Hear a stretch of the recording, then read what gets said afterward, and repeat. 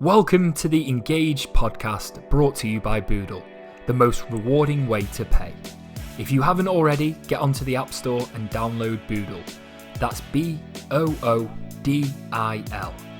The Engage podcast is where we speak to some of the most inspiring entrepreneurs and business leaders. In this episode, we are joined by Aaron Solomon, the co-founder and CEO of AMBL, which is one of the most downloaded apps in the restaurant and food space. Aaron began the business a couple of years ago in the height of the pandemic, when he saw an opportunity to help people find and book last-minute venue reservations. We tip this app to be the next big thing. It is available for residents in London, but they have ambitious plans to expand. Welcome to the show, Aaron. Thank you very much for joining us on the podcast.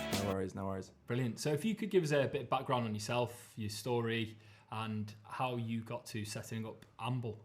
So I left school at 18. I went straight into the city, and I stayed in the same job, changed jobs, but stayed in the same job for 10 years. And I got to quite a good level. So I started off on bad money and cold calling and selling, and sort of worked my way up for 10 years.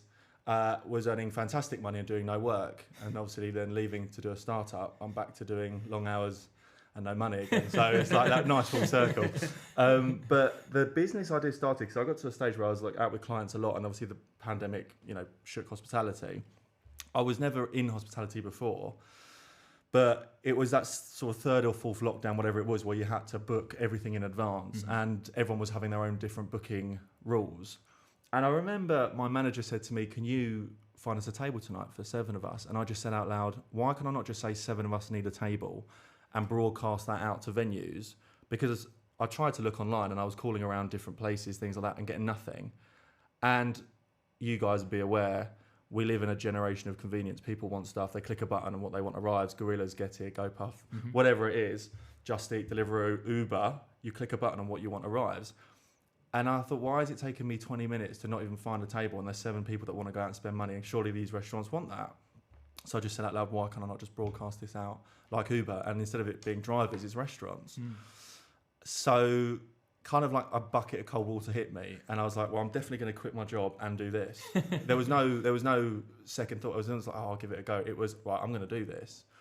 So I did a lot of research over the weekend, couldn't find anything like what we were doing, similar, but not what I had vision for this app. I went to a family friend. He really liked it. He's quite a successful businessman who's a family friend, and he was like, I like this and I'll give you some money to get started. I then called my best friend who's in tech, and he was a recruiter for a lot of the top unicorns that have been out there. So I knew that if he liked this idea, it'd be something worth running with. So I called him, told him the idea, and he went, if you go with this, I'll quit my job and I'll do it with you. So I was like, well, here we go. So basically built the bare bones of an app, and I'm talking about a PowerPoint, and walked around London so I live in Essex, I commute in, took me about 2 hours to get to work each day. But after work, I'd walk around London. It was quite difficult telling my fiance at the time, now wife, that I'm not coming home today because I'm walking around trying to sell my app to restaurants. She's like, yeah, of course you are. I mean, like, of course you are. You're not out for beers. No, I'm definitely not. I'm doing this. Yeah. So I spent every day after work walking around to venues, knocking on doors, trying to show my app, trying to get FaceTime with restaurant owners to influence how this app needs to be. Because I kept seeing there was this big issue with no-shows and cancellations, and there wasn't anything to directly fill that last minute or give real-time availability. And there's nothing in the market that actually allows a venue to see nearby active customers. They just put their stock online and hope to sell it.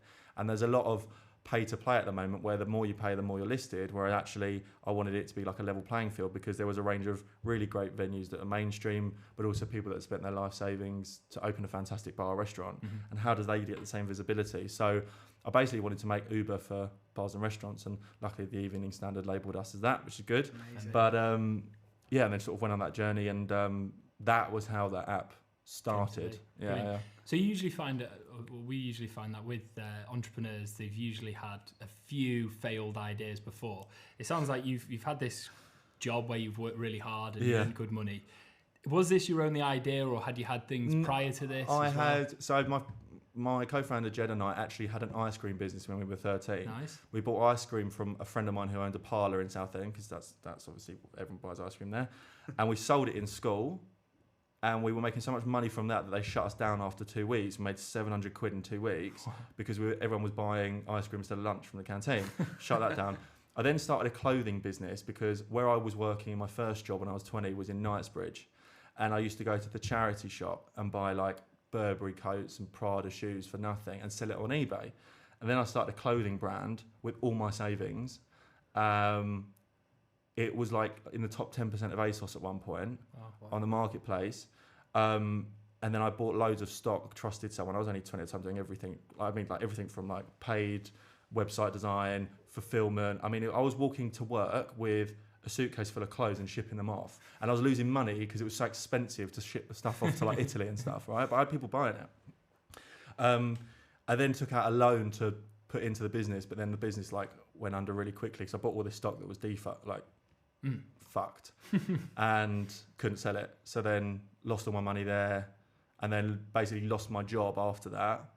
I sort of like was quitting anyway. So then I had this 20 grand debt, no job. So that was tough. And then didn't want to go back to London for a bit, did some stuff locally, but then I thought, I'm just going to get back into the city. Got back in and worked really hard for sort of 6 years and saved up and made a good amount of money. Bought my house, paid most of it off, and just didn't try and find something else. I was just like waiting, like, yeah, okay, I'm doing this now. I'm at the top of this bit of my career. I'm earning good money here, enough for most people, but there's like this burning desire to go out and do something else. Obviously, this time I've got people around me, a product that's sort of working in building traction. So it's not just me on my own. I have a pretty good team. We've got 13 staff and we've got four people on the board plus advisors. So like, there's a good network now to do this properly. So I think getting it wrong, there was another business I had as well, but getting it wrong was good. Yeah, helped you with the learning. 100%. Well, you know what? I mean, I learned a fraction of what I learned now, but at least I've gone into this with like a lot more understanding and the people around me that actually help you. Because I was doing that all on my own at 21. Obviously, I'm 28 and a half now, so it makes such a difference with the team of co-founders and the support network. Absolutely. And just going on to obviously those early days of the AMBL app, or the MVP, so to speak, obviously, which you were going from sort of restaurant to restaurant, getting their feedback. How much did it sort of pivot and evolve from that initial idea you had when you thought table for 7 now to what kind of the feedback was from the restaurateurs and the businesses you were approaching? The app design and features change, but the vision never has.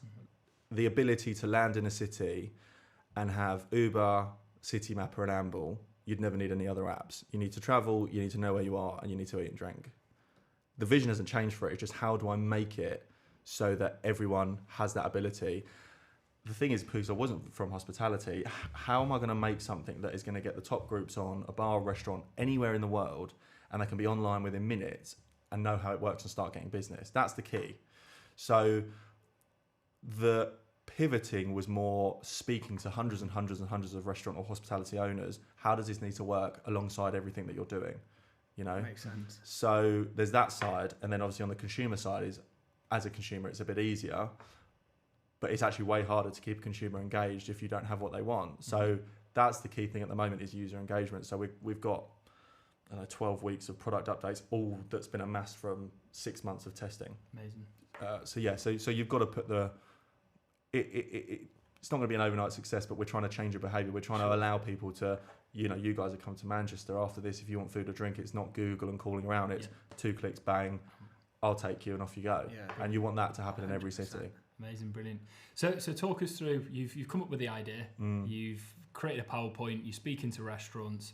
At what point do you look to try and form this into a proper business in terms of, I know you've raised some funding, so talk us through that's part of the journey as well.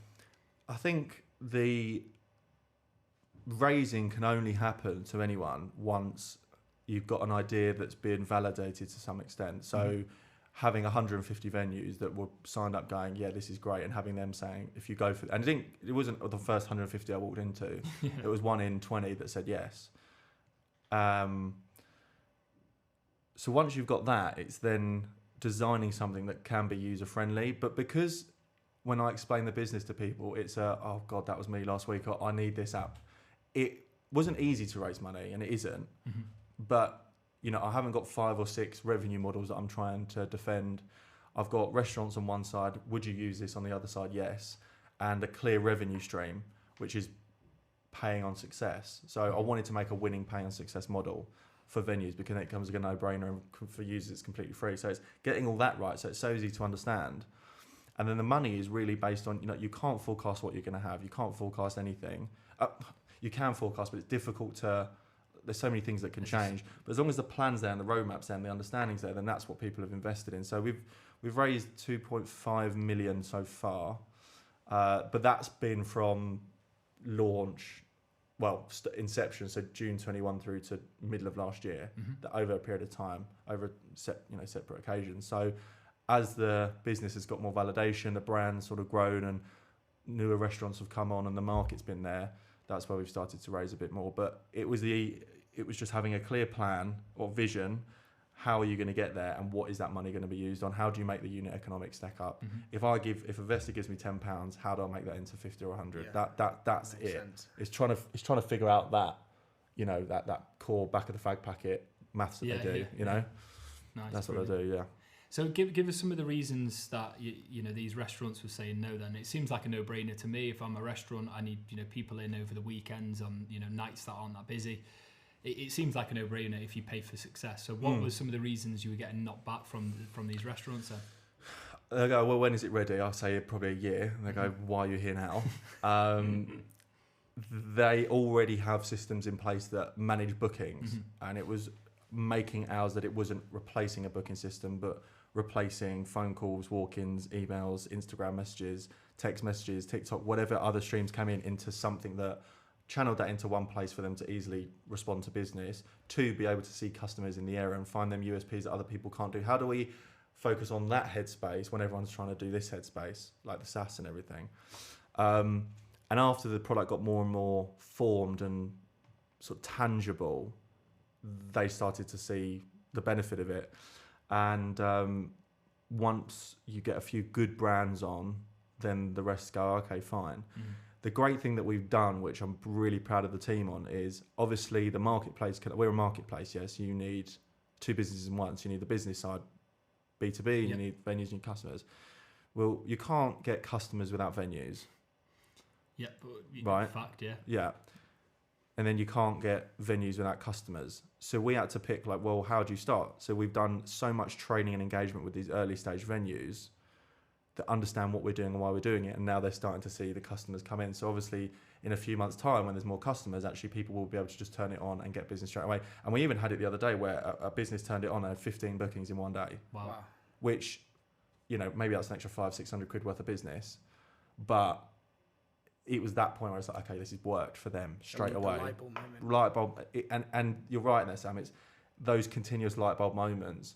And I think the other thing we've done really well is you can try all these different things and marketing things to blow out of the water. We signed up 1,200 venues before we launched. Wow. But we've only got 350 odd live now because we need to get it right before you start rolling out. Because if you get it wrong, it's really hard to scale back after you've gone out. And I'm being quite cautious with obviously the money we've got given the time that it is, just to get the unit economics right, the app in a really good place so that actually this app and this business can be dragged and dropped at scale. So it's trying to get everything in the right order. It's really sort of interesting character trait that, because often when you speak to founders, they're sort of notoriously quite impatient, but it sounds like the decisions you're making are extremely strategic, well thought out and considered, because it's been sort of very easy for you to roll that out across all the restaurants, but instead sort of taking a smaller sample to get it right. So yeah, very interesting sort of character trait there. I don't think it would have worked if we had just blasted it out to everyone, because you don't know how users are going to behave first of all, and also you're then managing how venues use it. I mean, we've taken the venue training down from 2 weeks of interaction down to some are actually self-onboarding themselves without even human interaction and getting bookings. So it's perfecting those things so that you can scale it and be comfortable about that. Yeah, amazing. So one of the challenges there, you spoke about the current economic conditions, about raising, obviously. Yeah. A lot of startups, a lot of SMEs are struggling at the moment to a degree.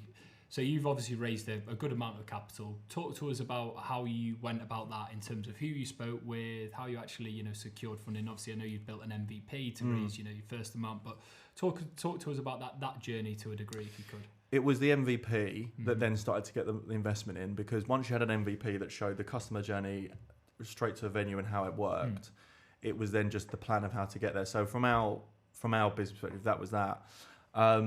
I started with some family and friends, then went to friends of friends. Then luckily my co-founder is exceptionally good with people in the team and management, so he's on the product and team management side, and I'm just out there LinkedIn, cold calling, knocking on doors, hustling to try and raise investment. And when you get in the room with someone that you can share that with, they're the kind of people you want to go through the business, because it is difficult at the moment. Everyone's valuations are slashed, everyone's finding it tough to raise, and it's like, where do you start?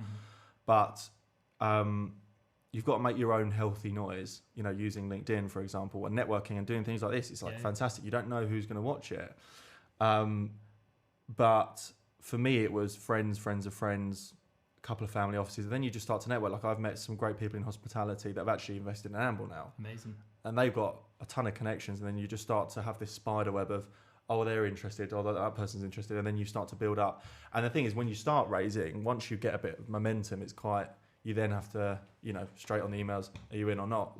You start to move it. So you just need that firestorm to be created, and then you get the rest in. But, we're even sort of, looking at doing it, another raise, just to sort of get through that period. But it is harder than it's been. And I speak to a lot of founders, and it's not nice out there at the moment. And people are getting heavily scrutinised, and it isn't what it used to be. But the ideas are still there. So, hoping sort of 12 months it all passes. Yeah, fingers crossed. I think for the right idea, for the right business, the right proposition, there is sort of the capital there to be deployed. I feel like it's absolute. It's not, we'll give it a go. It's like, this needs to work. 100%. Yeah, definitely. And it will do. It will do. Yeah. 100%. That's what we're here. This podcast is brought to you by Boodle, the cardless payment solution which offers significantly reduced fees, instant settlement of funds, and eradicates fraud and chargebacks. Boodle can sit on your e-commerce checkout as an alternative payment solution, or can offer clients a fully customised payment portal to send out payment links.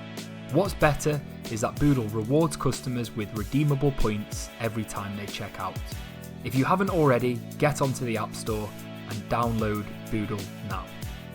Just on, obviously you mentioned that the team now is 13 strong at AMBL. Talk us through the sort of first hire. I know that's sort of a pivotal moment for any business when you bring your sort of first hire in. So how did you sort of go about that? What role was it for? And then how did you sort of scale it up from there onwards? So the first hire we made was Alex in our sales team, and he actually joined before I quit my job. Okay. Oh, wow. So I was sitting in my office. Obviously, I'll speak to him after work and before work, and and he would be going around London signing up venues, and I'd just be sitting there going, bang, sign up, sign up, and I'm like, oh God, I need to get out of here. So that was one, and then there was Nicola in marketing, who's sort of someone that I'm very passionate about the brand. Like, I think there's a massive equity in a brand, and she's someone that I do trust to manage that. Nice. So she's been with us for over a year now, and then there's been a few other hires that have come in, not because we've needed to fill a mandate of, we need 3 sales guys to execute XYZ. I've met these people on the way, and some was like an old friend of mine, where I've been like, I know that they're going to be good in this business. It might be the wrong approach, and it's a risky one, because obviously you need to find money to pay them. But I found really good people that just understood why we're doing what we're doing, like where we need to get to, and would do anything to get there. And then they've come in and sort of made their own roles. Like, one guy I met out whilst I was pitching, and he was like, this sounds amazing, tell me more. And I told him, he was like, I need to join this business. So he did. Wow. One of them was my old friend I knew 8 years ago. He went round for a night with me, walking around London, Sunnet Restaurants. He went, I need to quit and do this with you. Amazing. So they're kind of people that have joined now, and obviously with us, and still here to people this day. Supporting the mission and stuff, yeah. So important, mate, because if you get people that care about it as much as you, and it gets tough, then that's what you need. And that's, for me, worth the money. That's worth raising money to keep these good people, because what we're trying to do is, cannot do it on our own. It's just absolutely impossible. Yeah. Need these people firing, need these ideas, need these people to take weight away. The easy people to come up with things and be creative. So we've got some good people. Brilliant. So you've mentioned that the sort of marketplace scenario. You've got the merchants or the restaurants, and then you've got the customers on this side. So it's obviously like a chicken and egg, like you said there. So what are some of the ways that you're bringing customers into the AMBL sort of ecosystem? How are you driving awareness of the business then? So we had about 4 or 5 ways to bring people in, but they all cost a lot of money. So we stopped everything and just said, like, okay, so let's do something on the venue side, something on the user side to get customers. So we're lucky enough that we've got customers that are so bought in that they're doing like stickers in the windows, they're emailing their databases saying, hey, we're now on AMBL, it's free, or, you know, download and get a free drink on your visit, stuff like that. And then obviously on paid, because of the brand and what we're trying to, you know, people like the sort of founder stories, a lot of UGC, which is cheap. Nice. Like I think we had a chat about it, you know, about someone going, this is why you need to do it. Because the app is, obviously you've seen it, you click a button, bang, I need a table, and it's there. And people are pinging back to you. It's really easy to capture that scenario and then push that out, and people see that within 10 seconds. So now that we've got our cost per acquisition down on paid to a T, is they're moving on to the next thing. So more SEO, more things like this. Billboards and things are obviously really expensive. You can't really start doing that there. But again, I'm quite happy because, you know, we've had about since January about 25,000 downloads. Wow. And just over 10,000 have registered. So what I'm like is, okay, not 10,000 people have booked, right? But what I'm seeing is when people book, they book again. 51% of people that book on our app book again. And some people booking like 3 times in a night. So I'm making money every time that person moves, right? Wow. So I like that, and I want to keep that going. So if I just make this 10,000 people, if I make 10,000 people book, that's enough. Mm-hmm. So that's where I can start to really work on these unit economics, then start to pile in more people. But marketing at the moment is hard. It's to make noise is challenging. You know, you just there's not really a silver bullet. I mean, it can just happen. You never know. So amazing. It's just want to getting what we've got working right now, and then bringing more to the pot. Yeah, you definitely. know. And you've focused obviously primarily now on London. What are the plans in terms Manchester? of Manchester? I was hoping you'd say that. Yeah. Like I said earlier, like because of how the app's built, venues can be on it in minutes. So we don't need to spend 3 or 4 months in another city. You could have 100 of the close proximity top venues in Manchester together, and as long as you've got the user base there, then you're off. Mm-hmm. So if we get this right here, we can move pretty quickly, because it's what it takes for a venue to be on is nothing. Whereas other booking systems or big ones, they're quite like it's legacy systems that take time to integrate and change over, and takes a lot of time. Whereas ours is online. If you want business, turn it on, turn it off. Amazing. So Manchester, Dubai, New York, let's go. Name a city. Well, can't wait for it to be in Manchester. Very much looking forward to it. Yeah. But the thing is, when you got a few partners in London, like they've got other places in other cities as well. So once it works here, and the chains. can move it. Amazing. Yeah. So along the journey, then talk to us about some of the biggest challenges. I think that's obviously another great topic for founders to discuss, isn't it? When we did the student talk, in LSE, they asked this question, which was, what's one of the challenges? And one went, is it raising? And I was like, well, that's your job as a founder. Your job is to raise. Your job is to build a business. Your job is to go and speak to investors. Your job is to train the team. Your job is to build a product. That's your job. That's what you signed up to do, right? I guess the challenge is like, as a first-time founder, how you navigate the space. So the thing that I've done really well, which is go out and speak to people that know what they're doing, that have failed, that have got it right, and just understand how this world works. Because you can get things wrong, but you really need to avoid pitfalls. And I think the challenge is just the time management, like the balance. You're just obsessed, aren't you? There's no switch. A weekend is not, weekend is maybe Monday 6 till 8. That's your time of like in the gym and off. And then the rest of the time, our app works over the weekend. So I have to be on doing stuff. And I think I've found it tough sometimes, like stress has been difficult. Not that the business has come close to but just the stress of how much you've got on your shoulders to get it right, the people around you, will people use this? those kind of challenges are tough. But the good thing is there are people around to help with that.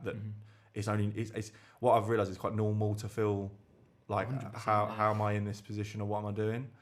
I take it now you've got a team as well. There's even that extra element of stress as well, isn't there? Yeah, of course it is.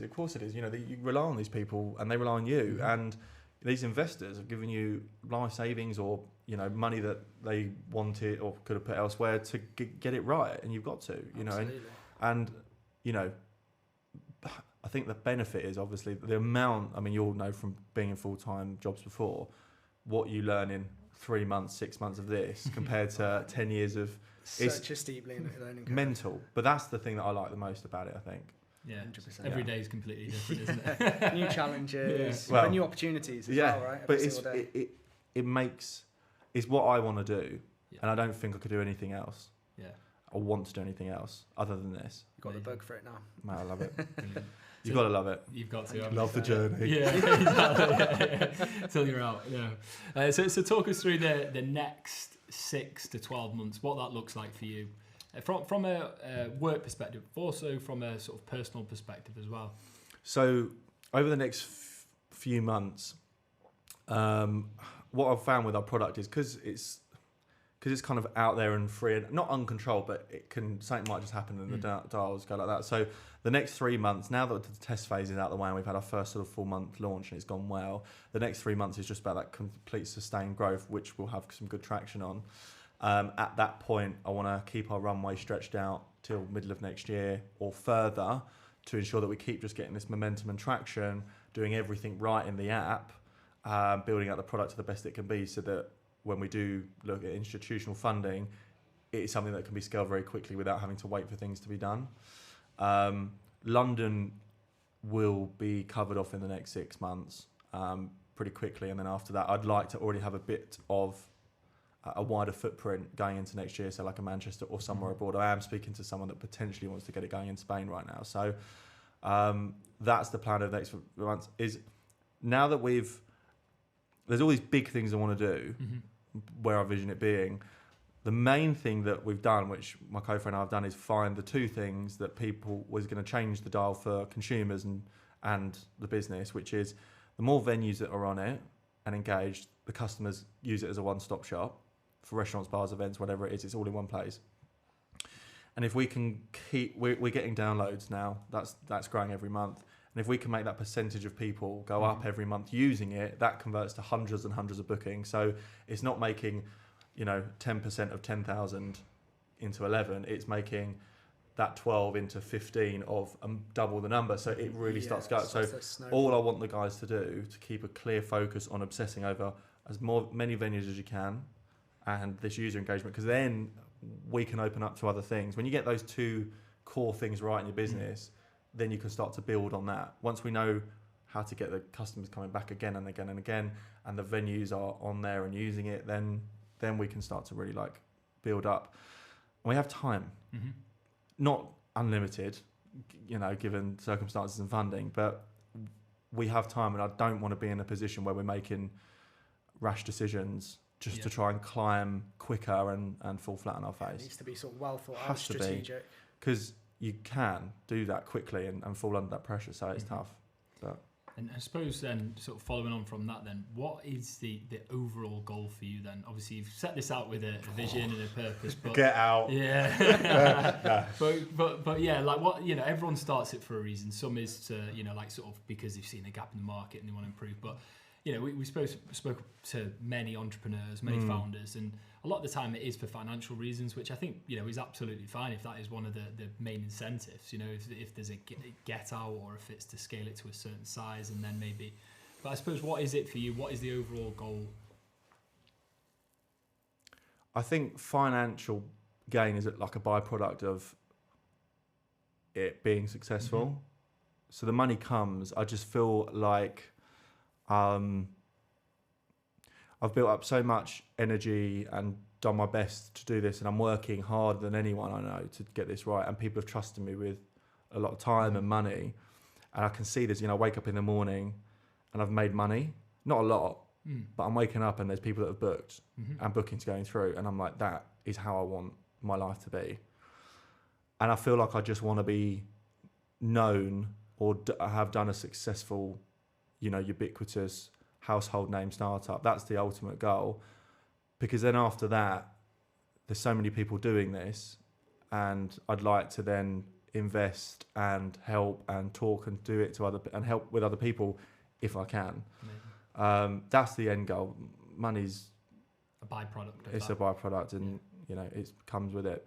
And as a first-time founder, you at the end of it, it's like how much you just want to fulfill your goal and do it, and learn as much as you can. 100%. It's a unicorn, basically. You want to become a unicorn. Yeah. Or a camel now that they prefer, don't they? Raising a camel. Nice. I love it. And I suppose to sort of wind things down and wrap things up. What advice would you give? So someone else in your position, like you were in maybe 3-4 years ago, in a position that really wants to do something, comes up with an idea. What is that one piece of advice you'd give that person? If they really, really want to do it, and they really want their own business, whether it be in tech or a clothing brand, whatever it is, if they really genuinely want to do it, just do that first thing.